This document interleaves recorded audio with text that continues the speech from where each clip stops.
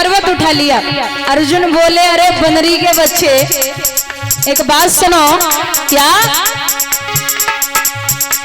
एक गांधारी ने लए 100 सुत जाई, मिट्टी को आंधी पुजवाई।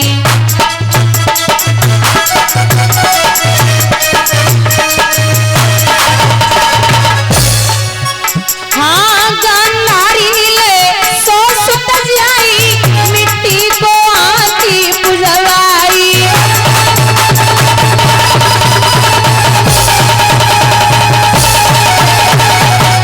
सुनो हनुमान, मेरी मैया ने वचन उच्चारो, ए रावत धरती पे उतारो।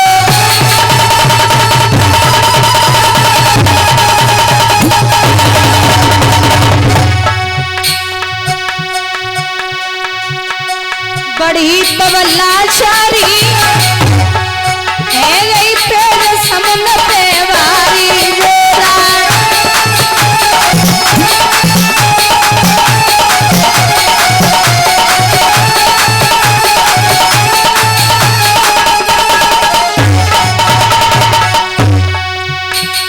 अब अर्जुन बोले मैं बढ़ाऊं, हनुमान जी बोले मैं बढ़ाऊं। तो बोले अब न मैं त्रेता युग में था तो मैंने देखा भी नहीं, अब एक काम करो, मैं बाणों से पुल बना रहा हूं, अगर आपकी हिम्मत है तो आप तोड़ के दिखा दें। ठीक है। एक बड़ी बड़ी बाण पारथनी मारे, श्वेत समुद्र बनिए अवडारे।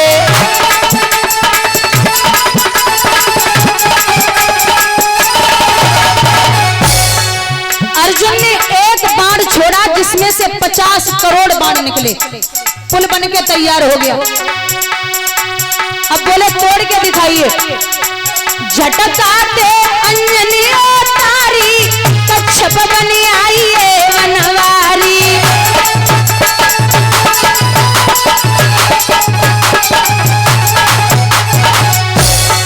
पुल बन के तैयार हुआ। हनुमान जी ने धर के झटका मारा, पुल टूटने लगा। और जो पुल टूटवे को नंबर आओ तो अर्जुन की पिंडरियां कांप गई। बोले जो तो हम तो बड़ो बलवान है, जे तोड़ दिए। सो भगवान कच्छप बन के पुल के नीचे आए गए और जैसे ही झटका मारा है तो भगवान के मुंह से खून निकल गया।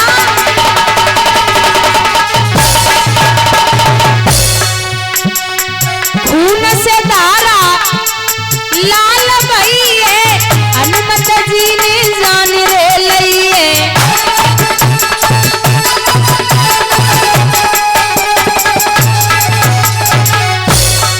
चतुर्भुजी तब रूप बनायो, दो भक्तन को मान बढ़ायो।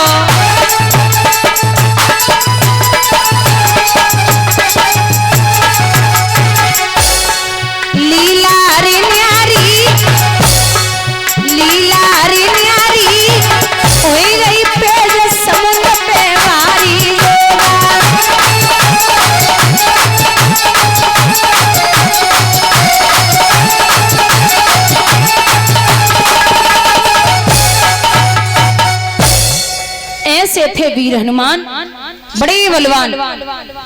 तो जवाब दिया है कि कल के युद्ध में मैं अर्जुन को मार सकता हूं अगर हमें कोई रथवान अच्छा मिले। तो मामा शल्य जब बैठे हैं रथ पर, प्रतिज्ञा की है कि कल अर्जुन मारे जाएंगे। तो भगवान को रात्रि भर नींद नहीं आई। रात्रि में भगवान बुआ कुंती के पास पहुंचे। बोले बुआ आप हमारा एक काम कर दें। क्या? आप करड़ के पास जाएं और जो करड़ के पास में 5 वाण हैं परशुराम जी के दिए हुए, वो 5 वाण आप ले आए। कुंती ने जवाब दो कृष्ण, आपको बहुत अच्छे से पता है कि अगर अर्जुन मेरा बेटा है तो कर्ण भी मेरा बेटा। ये आप जानते हैं, भले ही मेरे बेटे न जानते हो, लेकिन आप अच्छे से जानते हैं मैं यहाँ से कहीं नहीं जा सकती। भगवान ने बड़ी प्यारी बात कही बुआ, जो बचपन से और आज तक आपके साथ नहीं रहा, उसका दर्द आपको दिख रहा है, और जो 24 घंटे मेरे साथ और आपके साथ रहता है उसका कुछ नहीं। अरे आप इतना तो समझिए कि अगर अर्जुन को कुछ हो गया तो मैं जीवन में कभी मुंह नहीं दिखा पाऊंगा। तो क्या करना? बोले जाओ कुछ भी करो, उन 5 बाणों को लेकर के आप आ जाओ। भगवान को रात्रि भर समझाते हो गया। सुबह 4 बजे ब्रह्म मुहूर्त में जब कुंती चली हैं तो कर्ण के जब नेत्र खुले तो सामने मैया खड़ी, चरण स्पर्श किए। माँ, अर्जुन की मैया और कृष्ण की बुआ आज हमारे दरवाजे पर कैसे आगमन हो गया? कुंती ने जवाब दो, लाला मैं अकेली अर्जुन की मैया ना है, हम तेरी मैया है। कर्ण बोले हमारी मैया ना है, हमारी मैया जैसी है। मैया ना है, हमारी मैया जैसी है, तासे बस इतना बता दे कि तू लेने क्या आई है।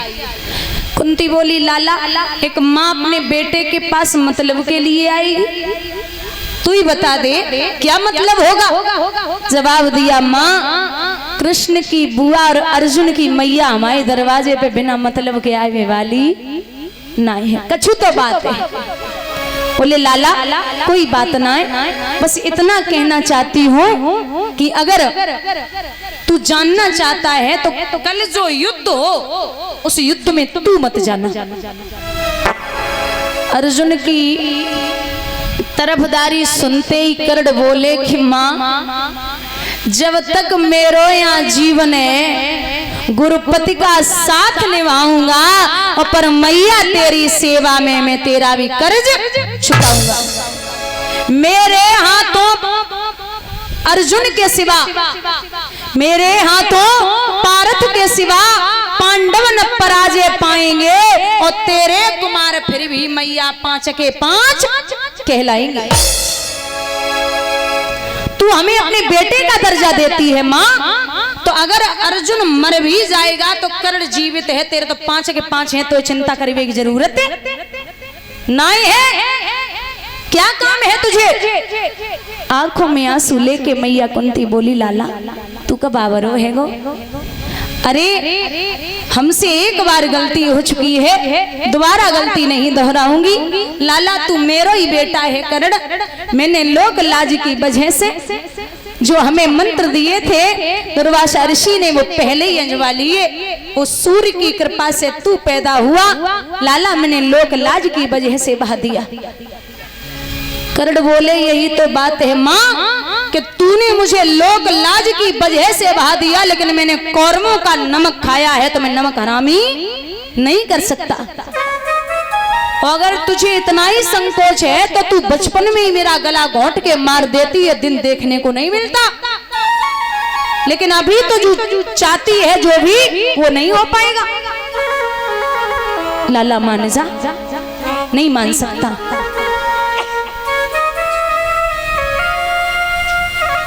बोले नहीं मान सकता, काम बता क्यों आई है? बोले लाला अगर तू नहीं मान रहा है तो जो तेरे पास परशुराम जी के दिए हुए 5 बाण हैं वो बाण आप मुझे अब आई ना ठिकाने पे, पहले ही बता देते हमें तो पता है। और महाराज ये 5 बाण परशुराम जी ने कर्ण को तब दिए थे जब ये कर्ण छुप कर के परशुराम जी के यहाँ विद्या अध्ययन कर रहे थे, क्योंकि ये परशुराम जी जो हैं ये ब्राह्मणों के अलावा क्षत्रियों को विद्या अध्ययन नहीं कराते थे। इसका कारण एक ये है कि जो पितामह भीष्म हैं ये परशुराम जी के शिष्य हैं। एक समय वो आया कि परशुराम जी को और पितामह भीष्म को युद्ध करना पड़ा, तो युद्ध में पितामह भीष्म ने अपने गुरु परशुराम जी को हरा दिया। अब जब हराया तो अब जब चेला गुरु को हरा दे तो बड़ी शर्म की बात है। विचार किया कि ये क्षत्रिय हैं, ये हमें हरा रहे हैं, आगे चल के अगर कोई 1-2 और शिष्य हो गए यही हालत वो करेंगे। इससे बढ़िया ये है कि मैं क्षत्रियों को विद्याध्ययन नहीं कराऊंगा। तो ये कर्ण छुप करके विद्याध्ययन कर रहा था। एक दिन की बात है बुजुर्गों, कर्ण बैठे हुए थे, अचानक परशुराम जी कहीं से आए और आकर के कर्ण की जंघा पर सर रखा और सो गए। विश्राम करने लगे तो कहीं से एक भमरा आया, उस भमरे ने कर्ण की जंघा को काट लिया। जिस पर सर रखा था उस जंघा को काटा। अब जब भमरा काटेगा तो दर्द भी बढ़ेगा और रक्त भी निकला। तो कर्ण ने विचार किया कि अगर मैंने जंघा को हिला दिया या मुंह से आवाज निकाल दी तो गुरुदेव के नेत्र खुल जाएंगे, ये बहुत पाप है। तो कर्ण दर्द सहते रहे। अब कब तक सहे? रक्त बहने लगा। 1-2 घंटे बाद जब गुरुदेव के नेत्र खुले तो रक्त देखा बहता हुआ। भैया परशुराम जी ने पूछा है कर्ण ये रक्त कैसा? बोले गुरुदेव भमरे ने काटा है। अरे तो आप मुझे जगा देते। नहीं गुरुदेव पाप लगता, ये ठीक नहीं है। तो चेहरा काफी देर देखते रहे और फिर मुस्कुराए के जवाब दो कि सत्य बोलना कर्ण, तू हमें किसी ब्राह्मण का बेटा नहीं लगता। इतनी सामर्थ, तू हमें ब्राह्मण का बेटा नहीं लग रहा।